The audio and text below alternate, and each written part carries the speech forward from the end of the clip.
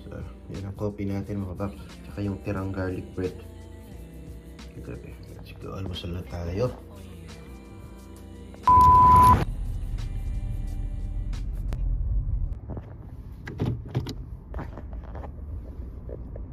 Yun, what is up mga bap? Woo! Another day, another vlog. So, January 23 mga baps. Time check 9:01. So, kakatid lang natin kay manager, kakadrop lang natin. Kagabi pala hindi na ako nakapag-vlog ano, pagtapos natin nag-barbecue kasi sinabi ko naman sa inyo ayaw magpakuha ng mga kasama ko sa bahay ng video. Ayaw nilang sumali sa vlog ko kasi ayaw nilang sumikat mga bap.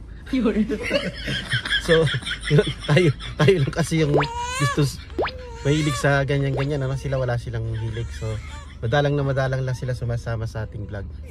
So, anyways mga bap, ano ngayon, January 23 Wednesday. Yan. So, off pa rin natin mga baps kasi 2 days yung ano natin, request off natin eh. So, lipat tayo mga baps. Tinignan ko yung ano natin, Uber Eats, naka-online na tayo. Doon sa tineterminal natin dati sa McDo, doon yung hotspot ngayon kasi mostly ang McDonald's almusal eh. So, yung mga matatanda na ano, ayaw na mag-drive papuntang McDonald's, yun, papadeliver na lang. So,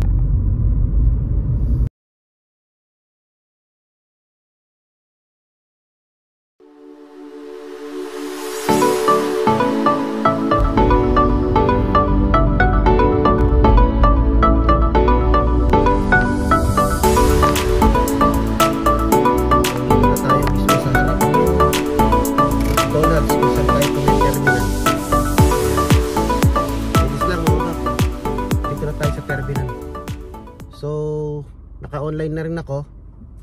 Tapos hintay na lang tayo ng biyahe. So masipag akong mamasada ngayon kasi kumpleto yung tulog natin mga bap. Sarap gumising ng maaga. Ay, sarap gumising ng ano, ng kumpletong tulog ano. Pero maaga ako natulog kagabi 10:30, tapos kanina ang aga ko rin nagising 4:30. Pero yung kumpleto yung tulog mo mga bap, sarap sa pakiramdam. Kasi yung duty natin ano hapon hanggang 12 midnight no. Pero hindi pa rin tayo natutulog kaagad nun. Siguro natutulog tayo mga 2 or 2:30 ganun. Tapos gigising ka pa rin na maaga kasi maghahatid tayo sa estudyante tsaka kay manager. So pag day off na ganyan, nakakatulog tayo ng medyo maaga sa alas 12 mga bab. So ito share ko pala sa inyo. Kapag nag-u-Uber ka dito mga babs, ito meron kang ganito. Yan. Uber. Parang debit card siya mga bab. So yung iba ayaw nito kasi ano daw, baka daw mawala yung kita nila. Pero sa tingin ko hindi naman mga bab. Ang kagandahan lang kasi nito mga bab, pag may card kang ganito, yung kita mo mga bab, either $5 or $10, $12, didiretso na siya sa card mga babs. Compare sa ano, sa sarili mong debit card, maghihintay ka pa ng 1 week ata or 2 weeks bago mo makita yung kinita mo. Although maganda yon kung iniipon mo. Kaya lang kasi sa akin mas preferred ko yung kumuha ako ng card ng Uber kasi mga babs, halimbawa kumita na ako ng $30, kakarga ko na dito mga babs, dito sa sasakyan natin na kasi ginagamit din natin siyang pang Uber. So hindi ako kumukuha ng sarili kong pera, hindi ako bumubunot sa sarili kong pera sa sweldo ko mga bab. So yun, hintay-hintay lang muna tayo no. Tapos tignan natin kung anong oras tayo makakakuha ng buena mano. So time check is 9:14 mga bab. 9:14 ng umaga. So yun mga babs, habang naghihintay tayo ng pasahero, nakalkal ko yung apps ko kasi may apps tayo dito sa may McDonald's. So since birthday natin mga bab, meron tayong free dito. So habang naghihintay ako, kunin na natin yung free mga babs. Kaya nandito ako ngayon sa ano, sa curbside. Tinatamad pa akong pumasok dun eh. So papadeliver ko dito sa curbside mga bab. So naka-free na tayo dahil birthday natin no, may rewards tayo. Pagkatapos ano, papahatid pa natin sa ano, sa crew. Hintay lang natin mga paps. So ayan, habang naghihintay tayo ng ng delivery, may kape tayo mga paps. Tsaka ano ba yung isa? Burrito. Ayan.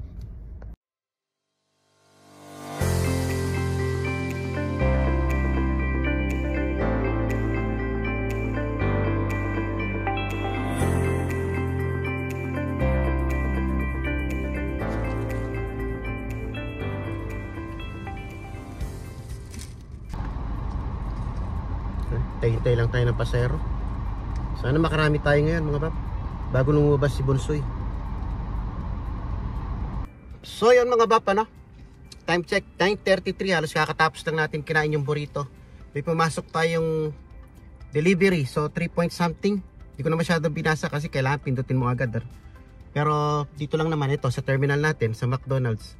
So kukunin natin yan ngayon. So let's go. First delivery 9:30. Anong oras kanina? Time check natin nung pumarada tayo dito, hindi ko na matandaan. Basta pagtapos natin kumain ng burrito, ayun, meron na tayong meron ng delivery. So let's go. So dito lang tayo nakatambay, lang yung McDo mga paps. Kunin na natin yung order. Yun, ganun lang mamasada mga paps. Tambay-tambay mode ka lang, kikita ka na.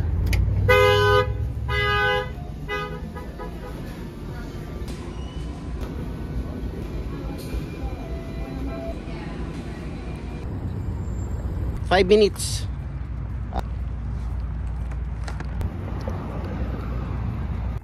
Yun, hatid na natin mga bab. Nakita ko na sa apps, 5 minutes lang. So, andito na tayo sa location mga bab. Medyo madugo ito kasi apartment pala mga babs. So, hanapin natin yung apartment nito.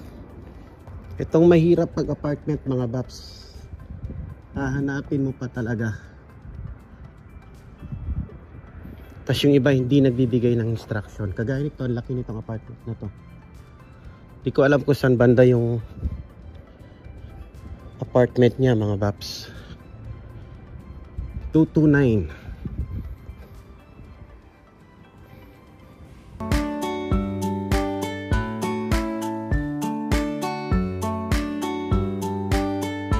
Ito rin tong apartment na to mga baps. Ito siguro 229 sa taas. Ayan kita ko sa hagdan. Siguro mga paps. Tsaka natin yan. So yun, natid na natin. Medyo hello. So dito tayo nagpark, alam ko eh. Dito lang pala siya sa bungad ito. Yun ang ayaw ko sa apartment mga baps. Medyo gaya ng $3. Maglalakad-lakad ka pa na gano'n, hanapin mo pa. Eh kung nagfa-fog o kaya umuulan, lugi ka mga baps. Yun, anyways, thank you. Ganun talaga pag namamasada, no? May mga easy, may mga madali na mahal ang bayad, may mga mura naman ang bayad na medyo mahirap. Actually hindi naman mahirap, kaya lang yung time mga baps. Gaya ng hinanap pa natin, dahil walang instruction yung nagpa-deliver. Kagaya ng hindi niya naman sinabi na second floor pala. Tapos dumiretso pa ako dun sa diretso. So yun lang ang natin ngayon mga baps. Hindi ko na siguro papakita sa inyo yung buong pag-u-Uber natin ngayon. Pero hanggat may masasakay ako ay may madi-deliver ako, yun ang gagawin natin hanggang mamayang susunduin si Bonsoy kasi off ko pa naman. And okay yung tulog ko kagabi. So hanggang dito na lang muna yung natin, Uber Eats. Uber Eats sideline yan, ganyan ang side hustle dito. Kung gusto mong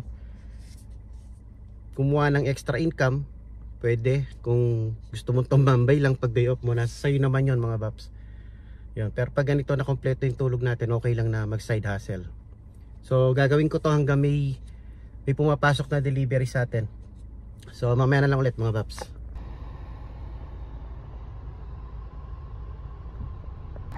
So yun mga bap. So as you can see, Nax English. bigla-bigla nag-English yan mga Baps. So yan, andito tayo sa harap ng simbahan ngayon.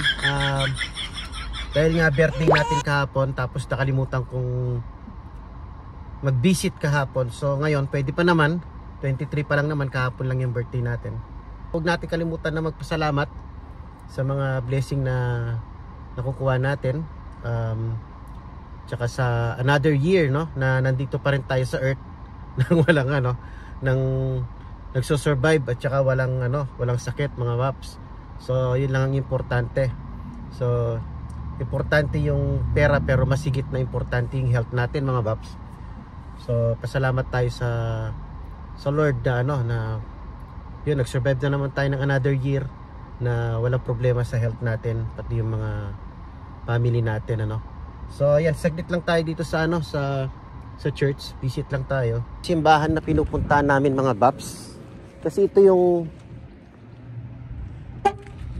unang simbahan na ito yung unang simbahan na na-discover namin dito, na pinasyalan namin. Kaya nasanay na kami dito sa simbahan na to.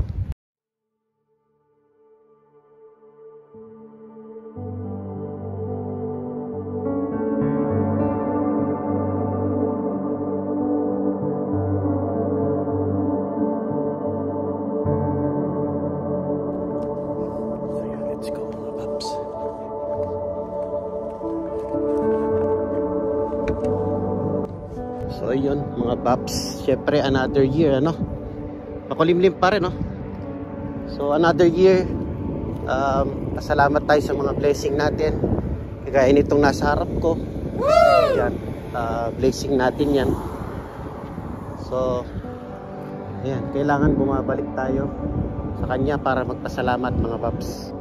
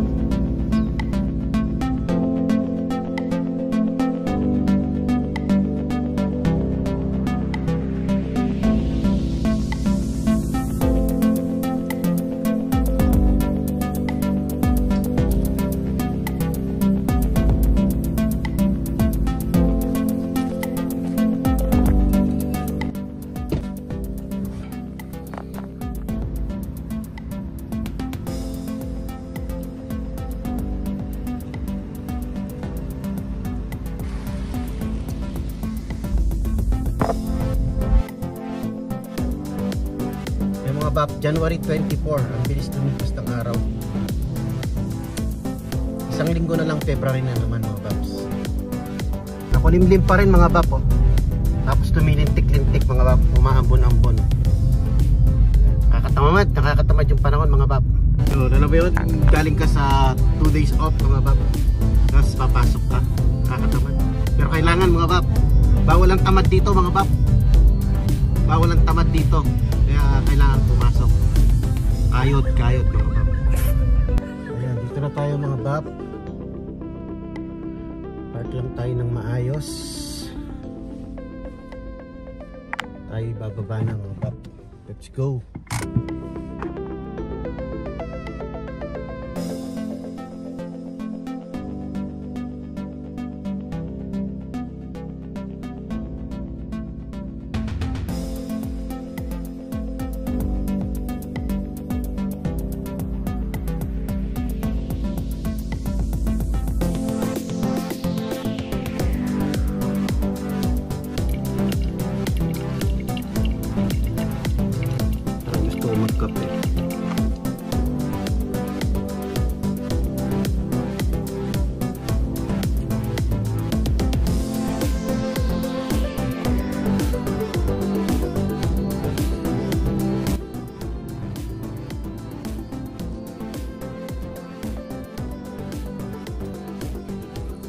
Pilang muna tayo mga Baps. Break time.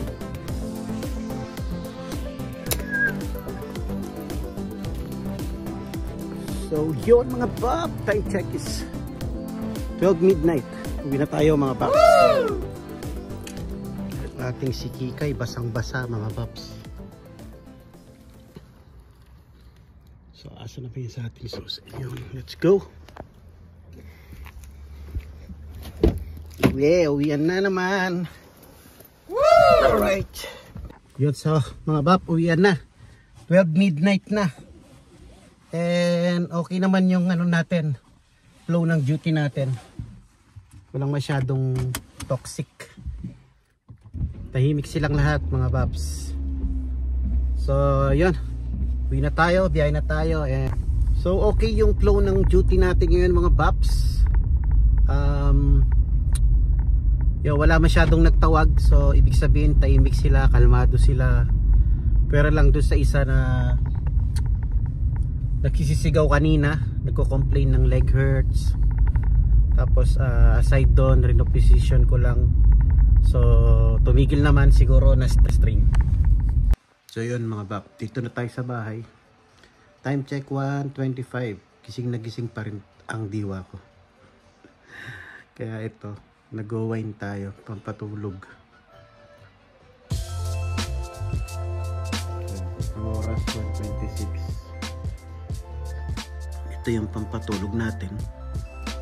Kung minsan gatas mga babs, minsan nag-wine ako kasi kung hindi aabutin tayo ng alas 3 ng madaling araw, hindi tayo makatulog mga babs. Kailangan natin gumising pa ng maaga dahil maghahatid pa tayo ng estudyante. So yun, ganun ang night shift mga babs. Kahit 12 o'clock ako lumalabas, umuwi, hindi rin ako kagad natutulog. Minsan 2:30. Tapos kailangan din gumising ng mga kasi maghahatid tayo ng estudyante natin tsaka si manager. Buhay night shift.